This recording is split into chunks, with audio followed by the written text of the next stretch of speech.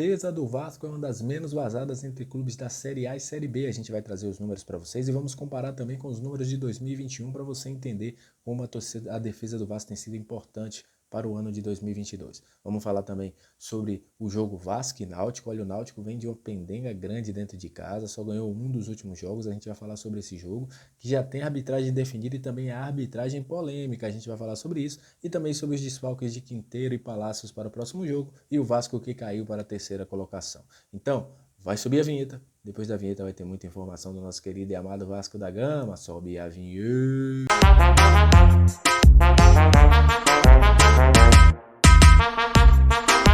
Salve, salve, torcedor vascaíno, salve minha galera do Comenta Léo, estamos entrando no ar depois do empate Vasco e Grêmio, mas antes, sempre mandando aquele abraço para você que está curtindo, compartilhando, que se inscreve no nosso canal, que deixa seu comentário, muito obrigado, vocês são o principal combustível para que este canal esteja no ar. E para você que está chegando pela primeira vez, seja muito bem-vindo, eu sou o Léo, analista, scout, comentarista, apresentador desse canal e aqui você tem todas as informações do nosso querido e amado Vasco da Gama. E obviamente eu conto com você, né? Gostou do nosso canal, gostou da nossa análise, da nossa informação, da nossa opinião? Se inscreve aqui no nosso canal, dá sua moral, você ainda pode nos ajudar a chegar à nossa meta, que é 10 mil inscritos até o final do ano. Posso contar com você? Se inscreveu? Vamos falar de Vasco a partir de agora, porque é o seguinte, a defesa vascaína tem sido um dos principais pontos do time do Vasco da Gama. O time já soma 5 jogos seguidos sem levar gol, já tem uma das melhores defesas entre Série A e Série B. Para vocês terem uma ideia, o time do Palmeiras, que é o primeiro colocado da Série A do Campeonato Brasileiro, tem a melhor defesa do Campeonato Brasileiro. Eles sofreram 5 gols. O Vasco, juntamente com o Cruzeiro, sofreram 3 gols.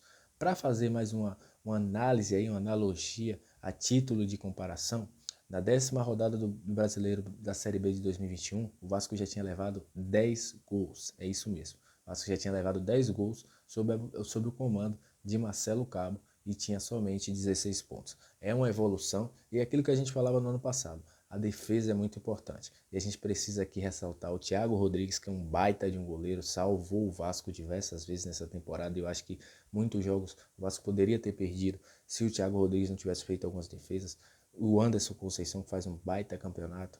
O Quinteiro, que faz um campeonato também interessantíssimo. E os dois laterais que a gente critica bastante, mas que defensivamente tem sido importante para o Vasco da Gama. Tanto o Gabriel Dias como também o Edmar têm feito um campeonato exemplar. E isso tem feito com que defensivamente o Vasco não sofra. Obviamente que os dois têm problemas para chegar à linha de fundo. O Edmar foi até melhor contra a equipe do Grêmio, mas os dois têm feito sua parte defensiva e com isso o Vasco tem formado um dos melhores sistemas defensivos do Brasil entre Série A e Série B. E isso mostra porque o Vasco é o time que está no G4 hoje. Caiu para a terceira posição com a vitória do Sport. O Sport virou o jogo para cima da Ponte Preta, ganhou. O Vasco vai para a terceira colocação. E se o Bahia não vencer, o Vasco continua na terceira colocação. Se o Bahia vencer, o Vasco cai para a 4ª posição, mas não tem risco de sair do G4, porque o Novo Horizontino só pode chegar até 16 pontos. É um número interessante, mas é como eu falei no nosso pré-jogo, no nosso pós-jogo também. O Vasco precisa arrumar o seu sistema ofensivo, porque o sistema defensivo está dando conta. Mas é preciso fazer gol, porque se não faz gol, o jogo sai no 0x0, é aquilo que eu falei no pré-jogo. Se o Vasco não faz gol, o jogo vai acabar saindo 0x0, porque a defesa do Vasco se segura e não toma gols. Falando sobre o jogo Vasco e Náutico, na próxima terça-feira, já tem a arbitragem definida. Flávio Rodrigues apita Náutico e Vasco. Mais uma arbitragem polêmica, assim como Luiz Flávio de Oliveira, um árbitro que já tem outras situações envolvendo o Vasco, outros jogos polêmicos, e a CBF vai lá e coloca o cara para apitar um jogo do Vasco na terça-feira dentro dos aflitos. Náutico esse que ainda não definiu, mas provavelmente esse jogo será nos aflitos. Tinha uma situação lá envolvendo as chuvas, mas como a situação está amenizando um pouquinho, eles inclusive já voltarão a treinar no aflitos. Esse jogo deve ser lá.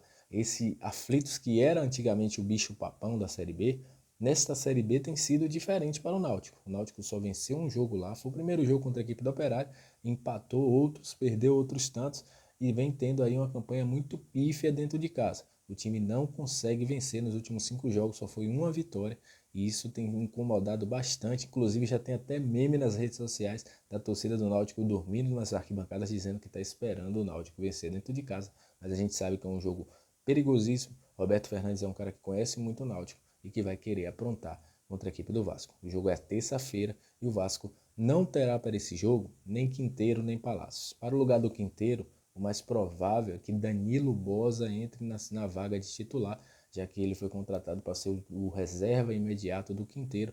Inclusive, o Zé Ricardo foi perguntado na entrevista coletiva se poderia haver essa situação e ele aí diz que deve ser o Danilo Boza, quase sai Danilo Barbosa, o Danilo Boza como substituto do Quinteiro para o jogo contra a equipe do Náutico. Sobre a situação do Palácio, o Palácio é uma opção no banco, isso abre espaço, ele deve escolher alguém aí, ou o Isaac, ou o John Sanches, ou o próprio Eric que está voltando para compor o banco de reservas do Vasco. E lembrar, Andrés Santos está pendurado, se tomar mais um cartão no jogo contra a equipe do Náutico, ele fica fora do jogo contra a equipe do Cruzeiro, então a gente já sabe que não teremos nem Quinteiro nem Palácios contra a equipe do Náutico. Falando sobre toda a situação do nosso querido e amado Vasco da Gama, a gente lembra que o Vasco deve voltar a treinar já nessa quinta-feira.